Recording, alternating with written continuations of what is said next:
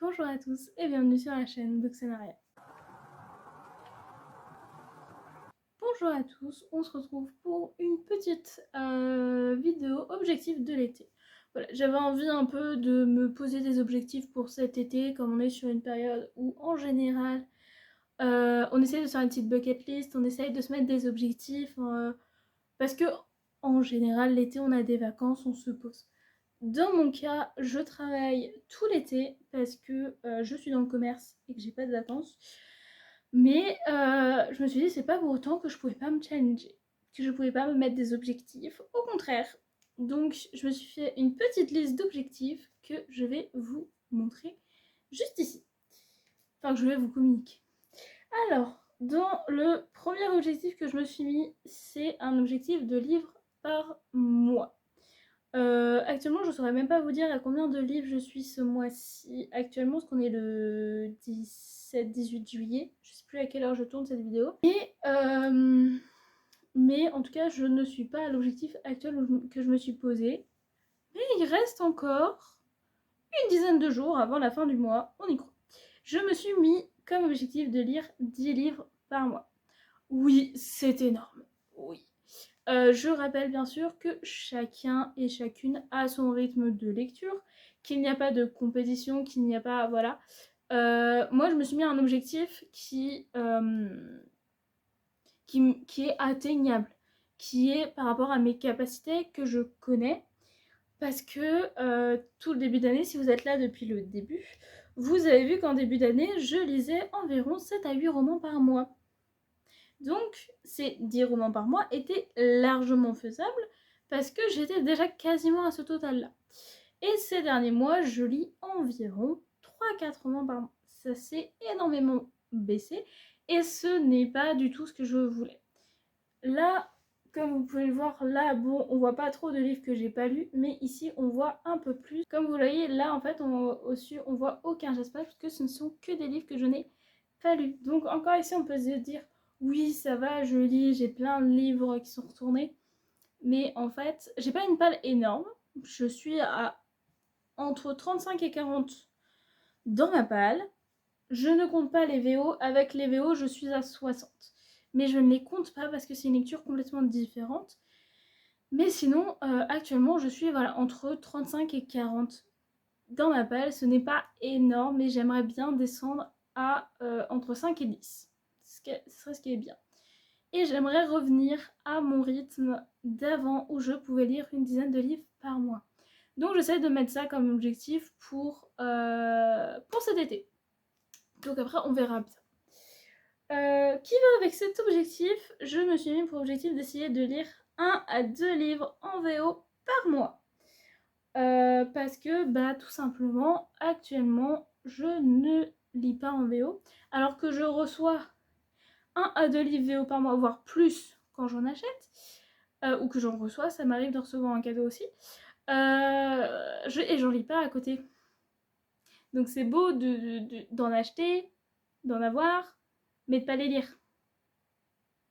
Donc j'ai envie de me remotiver, parce que de base, je m'étais dit que je lisais un VO par mois. Je ne m'y suis pas mise, donc on va forcer. Non, c'est juste que j'ai vraiment envie de me booster, de vraiment avancer dessus, parce que j'ai vraiment envie de lire en VO. J'ai vraiment envie d'y arriver. Donc on va se mettre un petit coup et puis on va y aller. Avec ces objectifs, du coup, vient l'objectif de diminuer sa palle, bien sûr. Comme ce que je vous ai dit, j'aimerais bien qu'elle atteigne les 5 à 10 max de romans, donc j'aimerais bien la diminuer autant que possible. Je n'ai pas de pile à lire en bande dessinée. Je n'ai quasiment pas de pile à lire en manga. Actuellement, la seule pile à lire que j'ai en manga, c'est juste l'intégrale de Vanitas, donc les mémoires de Vanitas. Mais je suis même pas sûre que... Enfin, je ne sais pas où s'arrête l'animé par rapport au manga. Parce que j'ai regardé tout l'animé et je pense que ça regroupe au moins la moitié des tomes que j'ai. Et c'est des gros tomes. Du coup, j'avoue que j'ai pas forcément la motivation de les lire, vu que c'est des gros tomes et tout. Mais actuellement, c'est tout ce que j'ai en palle de manga, hormis 2-3 qui traînent où j'ai pas le tome 1. Du coup, je peux pas lire les suites.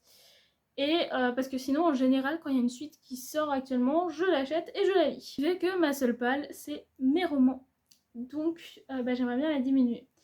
J'aimerais bien être plus productive aussi, que ce soit au niveau des livres, du coup, de plus lire. Et donc derrière, de pouvoir créer plus de contenu, de pouvoir faire plus de chroniques, être plus active, parce que déjà, rien que le fait de lire pas beaucoup, forcément, tu peux sortir moins de contenu dessus, parce que tu as moins de bases. Et, à côté, j'ai aussi beaucoup de phases d'anxiété, de phases de fatigue, de phases où je suis occupée, qui fait que j'ai beaucoup de mal à me trouver du temps pour être productive et faire des choses. Donc j'aimerais réussir à retrouver un équilibre dans ma vie en général pour pouvoir reprendre les choses que j'avais en dehors du travail. Parce que là, actuellement, en fait, ma vie depuis un moment se résume à travailler. Voilà. Je sors un petit peu de temps en temps quand j'ai une occasion, mais sinon, je travaille. Et le reste du temps, je n'arrive pas à faire quelque chose. Donc j'aimerais être plus productive. Et ensuite, le petit objectif que je me suis mis à l'aide d'une copine pat-pat, Florence, si tu passes par là, il y a un concept que j'ai envie de rajouter sur ma chaîne depuis le début d'année, qui est un concept que tout le monde connaît, parce que c'est tiré du jeu de la pile à lire d'Hélène Illustration. Je vous mettrai en barre d'infos son Instagram et sa boutique. En fait, elle a créé un jeu en collaboration avec A Book and a Cup, si je ne me trompe pas. Si je me trompe, je vous mettrai le bon nom ici. Mais si je ne me trompe pas, c'est ça. Où en fait, elles ont créé ensemble des cartes sur les livres pour faire un jeu de pile à lire où en fait on tire une carte et on doit lire un livre qui correspond. J'ai très envie de m'acheter ce jeu depuis le début d'année, mais je n'arrivais pas à passer le cap. Je vais essayer de passer le cap à mon anniversaire pour m'offrir un cadeau de mois à mois qui est utile et qui me servira, puisque je veux l'utiliser sur mes vidéos de pile à lire de tous les mois. Mais là, j'avais envie de le mettre dans ma vidéo objectif de l'été pour me challenger et pour vous challenger, si vous avez envie, bien sûr. Alors, avec Florence, ce qu'on s'est dit, c'est qu'elle, elle n'avait pas le jeu en entier, et il lui manquait les 4 dernières extensions, si je ne me trompe pas. Et du coup, elle avait 4 extensions. Donc on s'est dit, pourquoi pas tirer 2 cartes de chaque extension et choisir un livre dedans de sa pile à lire pour le lire sur l'été. Donc l'été comprend juillet et août. Si vous avez déjà lu des livres qui rentrent dans ces catégories entre le 1er juillet et aujourd'hui, vous pouvez totalement le rentrer sur la catégorie. Ma vidéo est en retard, c'est normal que ça décale tout le monde, c'est compréhensible. Moi-même, il y a des livres que j'ai mis dans ces catégories que je vais vous montrer juste après, que j'ai déjà fini ou qui sont entamés. Donc voilà.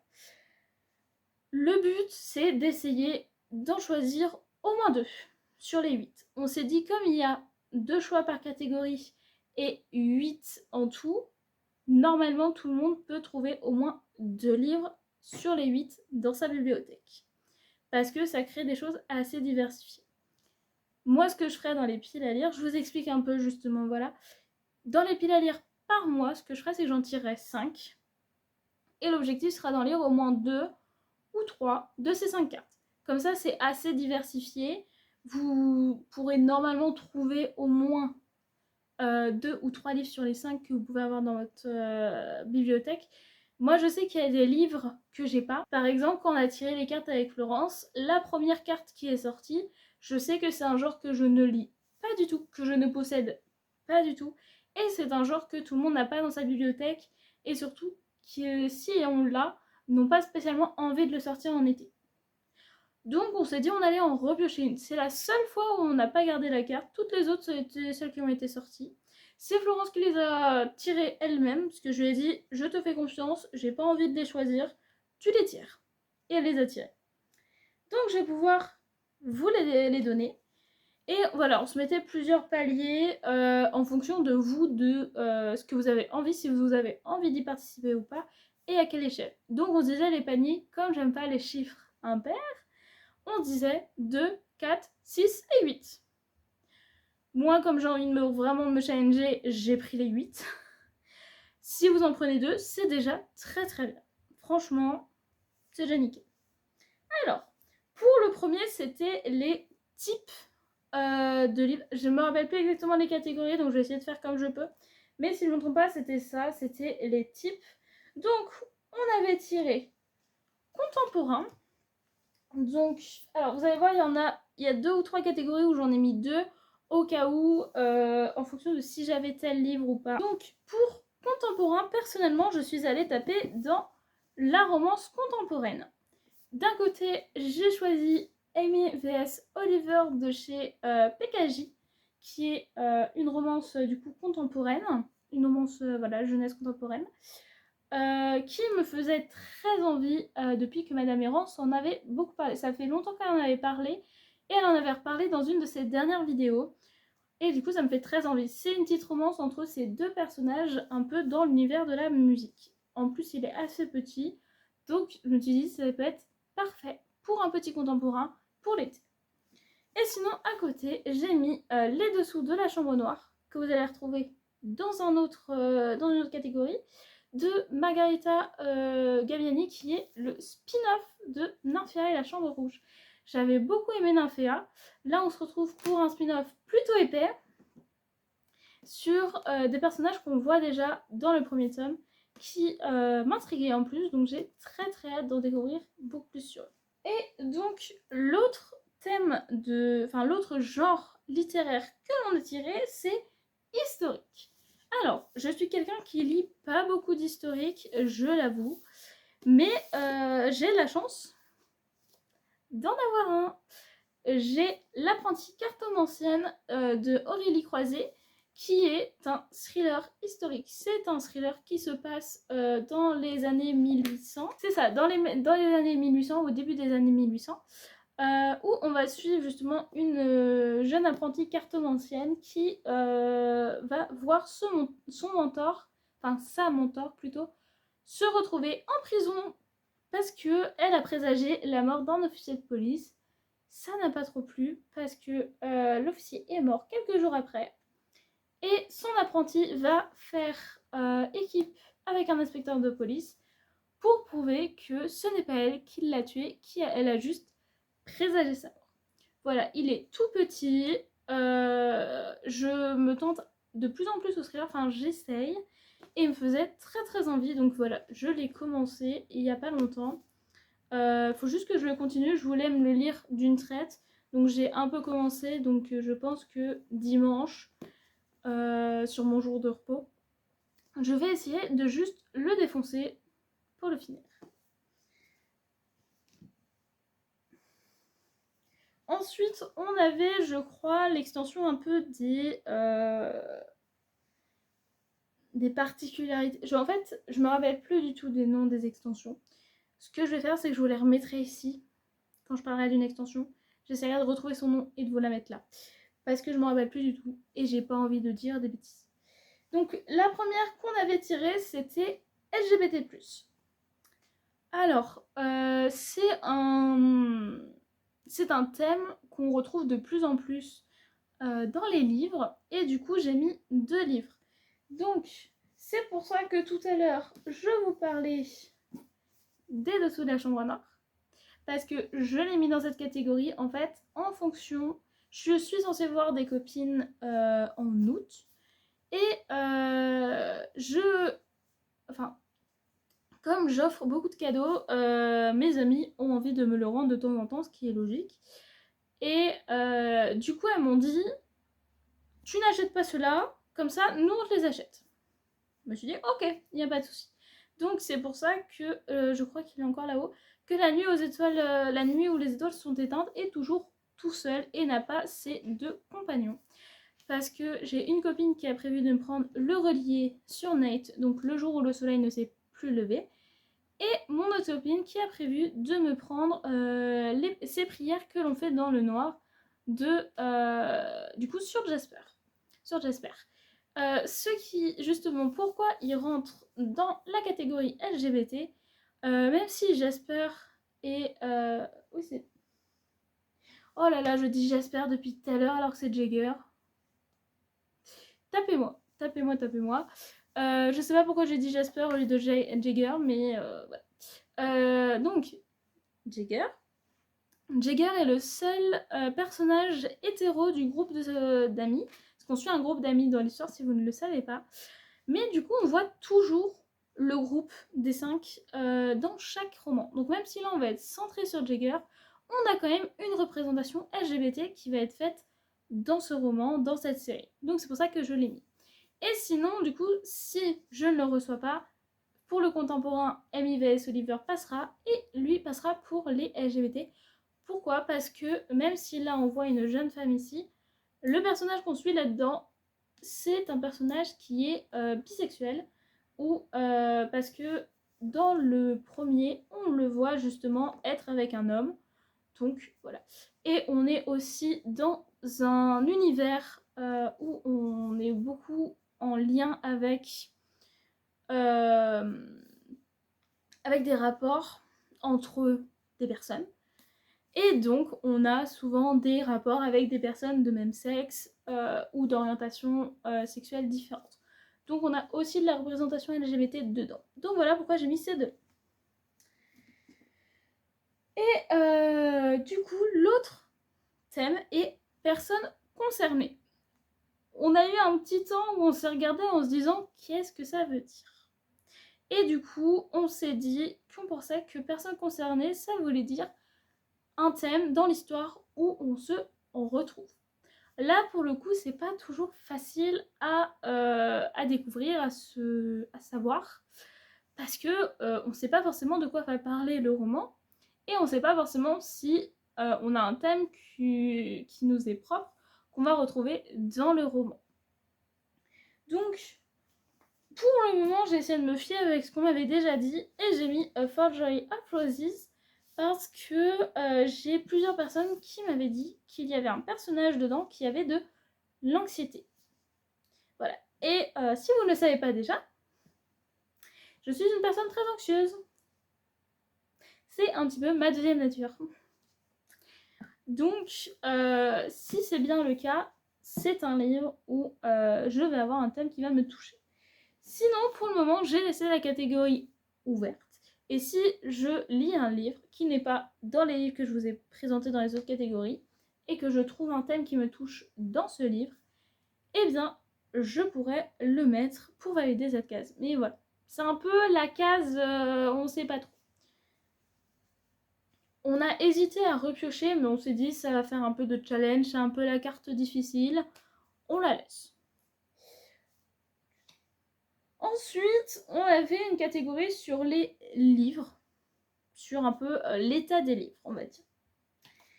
On a pris en premier une carte qui doit beaucoup plaire à tout le monde, j'étais très heureuse qu'on tombe dessus. C'était le dernier livre que tu as acheté. Alors, quand on a tiré les cartes, il faut savoir qu'on les a tirées il y a une semaine déjà. On était au tout début du mois. Et en l'espace de 2-3 jours, j'avais déjà acheté 5-6 livres. Le mois avait bien commencé pour moi. Franchement, je suis allée à la librairie, j'ai pris les livres qui me tentaient réellement beaucoup sur ces derniers jours que j'avais pas pris. Et je suis repartie. Sur les tout derniers que j'ai achetés, comme je les ai achetés vraiment à 24 heures de différence, il y a certains livres qui sont en LC, en lecture commune, et qui sont prévus pour septembre, ou août ou septembre. Donc je me suis dit, je vais pas les mettre dans mon challenge de l'été si j'ai pas prévu de le lire sur l'été, ou que c'est pas sûr que je le lise sur l'été. Il y a d'autres livres qui étaient donc dans d'autres catégories, donc je me suis dit on va partir sur un livre que je suis sûre de lire cet été, qui est Les Braises de la guerre de Carissa Broadbent, qui est juste magnifique. Et en fait, comme vous pouvez le voir, je le lis en lecture commune. Voilà, donc j'ai déjà commencé, je suis quasiment un jour, parce qu'il faut que j'arrive, je vais y arriver, je crois en moi, juste ici. Donc, on n'est pas loin de là où je suis. parce que là actuellement je suis en train de lire la partie d'hier et donc il me restera la partie d'aujourd'hui à lire. C'est la lecture commune des Pat, donc des membres du Patreon de Madame Errance. Je vous remets la chaîne de Madame Errance juste en dessous. Voilà, à force que vous m'en entendez parler. Et du coup, je l'ai commencé actuellement, je suis à la page 145. C'est trop bien. C'est super fluide, ça se lit trop bien. Il est magnifique. Franchement, on a de très belles illustrations. Voilà. Ça part en fait d'une ancienne esclave qui va se libérer pour intégrer les ordres et essayer de secourir les personnes qui lui sont chères. Et elle va se retrouver sous la patte d'un guerrier qui est reclus, d'un ancien des ordres qui veut plus en faire partie, mais qui va être un peu obligé de la prendre. Et du coup, on va suivre leur histoire avec tout ce qui va se passer. Voilà. Moi, je suis déjà à fond dedans, sachant je suis juste à 145 pages sur 620.